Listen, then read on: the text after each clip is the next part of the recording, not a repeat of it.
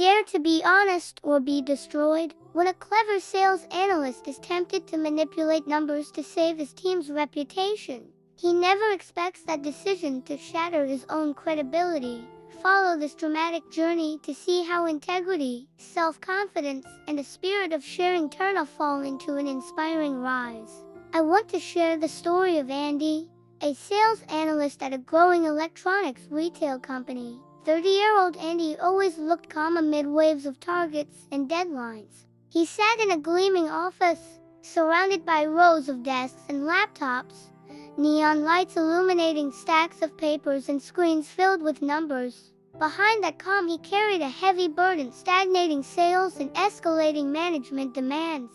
That night, as the office building grew quiet and only emergency lights reflected off the marble floor, Andi still stared at spreadsheets on his monitor. His eyes were red, his fingers tired from dancing across the keyboard. He heard his own footsteps echo as he walked to the dispenser for a drink of water. The cold air from the AC chilled him while cold sweat dripped down his temples.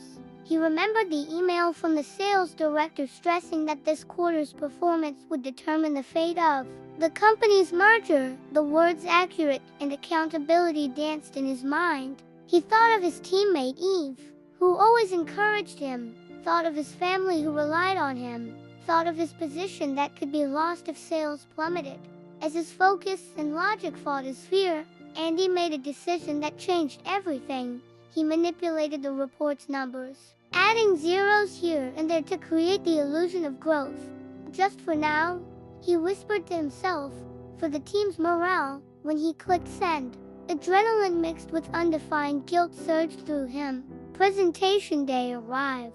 The meeting room was filled with directors. Glass walls showed blue skies outside, and he stood presenting a chart shooting upward. The executives nodded. Some even smiled with relief. That temporary relief was like cool morning dew.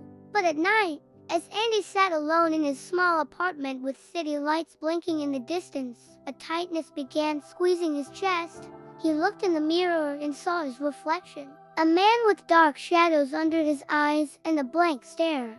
A week later, the internal audit team examined the report and found glaring inconsistencies.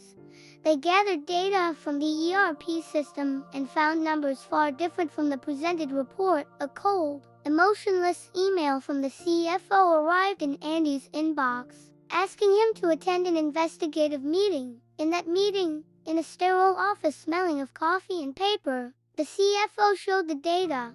"We found a gap," he said firmly. Andi felt his feet heavy as if pulled to the ground. His heart pounded, his palms sweated. He could have looked for excuses or blamed the system, but something inside him finally broke the circle of lies. He lowered his head, swallowed, then confessed. His voice trembled as he said, "It's my mistake. I manipulated the data because I was afraid of missing the target. I regret it." That admission was like an open door. Guilt turned into bittersweet relief. Andi received a written warning, was removed from the strategic project, and his reputation was tarnished. But the company didn't fire him. They saw potential worth saving. The CEO gave him a second chance, on the condition that he undergo ethics and leadership training. This was not just punishment, but an intervention to change his perspective.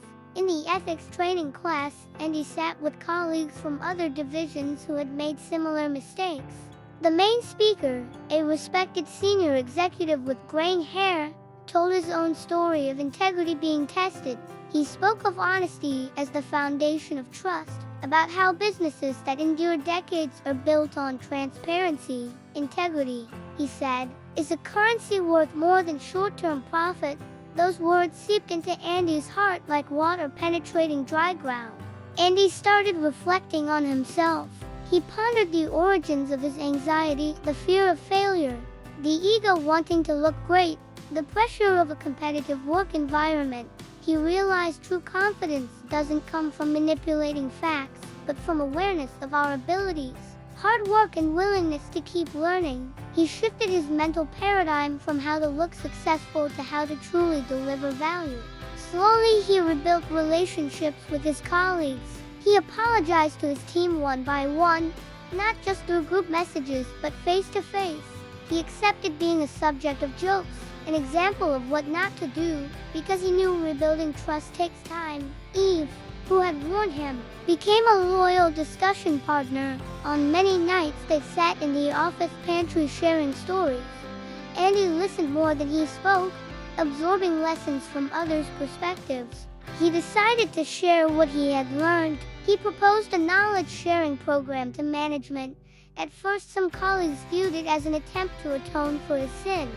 But Andi didn't lose heart.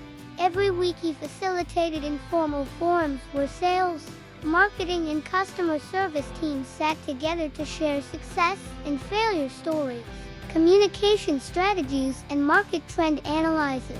He ensured everyone had a chance to speak and documented insights to distribute through the company intranet. Something surprising happened when people felt listened to. They opened up. Togetherness grew. Walls between departments collapsed. Innovative ideas emerged from those small room conversations. A new marketing campaign was born from those discussions and successfully attracted new customers. The sales graph that had once stagnated began to show a steady rise. Andi found new meaning in his work, not just chasing numbers, but building a healthy and supportive work ecosystem.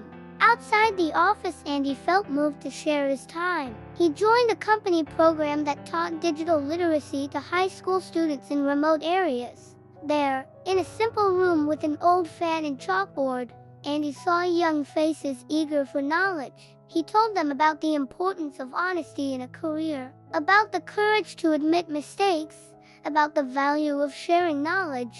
The students' eyes lit up, and Andi felt a long-lost spirit returning. Time passed. A year later, the board meeting was held again. The report presented by the sales team showed real, accountable growth. Not spectacular, but stable and defendable. The board of commissioners, initially skeptical, praised the new culture that had grown. They commended Andi for his initiative that increased cross-functional collaboration. Andi no longer stood as someone who had to manipulate numbers, but as a leader who encouraged others to develop. This story is not just about mistakes and punishment. It's about a person's inner journey from fear to courage, from manipulation to honesty, from egoism to care. Andi learned that lies, no matter how small, are like fine cracks in a glass window, perhaps invisible from afar, but over time they ruin the entire structure. He learned that true confidence is born when we face reality with integrity and work with determination to improve conditions. He learned that sharing knowledge and time isn't wasting resources, but sowing seeds that will grow into fruits of goodness felt together.